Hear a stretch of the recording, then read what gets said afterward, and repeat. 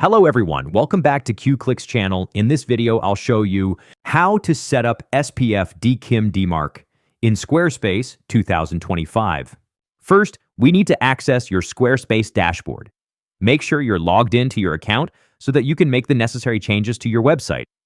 Once you're in the dashboard, you'll see a list of your websites. Here, select the particular website that you want to work on. It's important to ensure you're on the correct project if you have multiple sites under your account.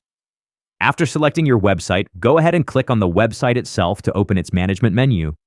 You should then see a range of options, and you want to click on the Pages option. This will take you to the list of pages that make up your website. Now find the specific page you wish to work on. Click on it, and you'll see an option to edit in the top left corner. Press Edit so you can start making your adjustments. Now that you're in the editing mode, find the text that you wish to turn into a hyperlink. Highlight this text carefully to ensure your link will be applied correctly. Once highlighted, look for the link icon. It often resembles a chain link. Click this icon and you'll see an option to paste or select a destination URL. If you have a specific URL in mind, paste it in. Otherwise, Squarespace may provide suggestions from the links and pages already associated with your site. Once the URL is set, you have the option to decide how you want this link to operate.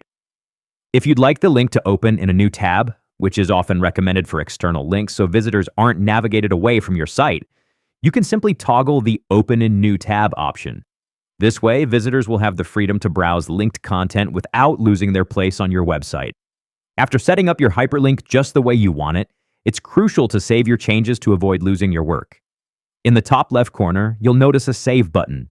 Click it to ensure everything is securely updated. Once you've completed these steps, you're done with adding your hyperlink. Remember, hyperlinks can really contribute to the usability and navigation of your website, so feel free to get creative and use them where appropriate. If you need to make further changes, you can always press Save again from the top left corner to update any revisions. Thank you very much for watching the video. Subscribe our channel for next video.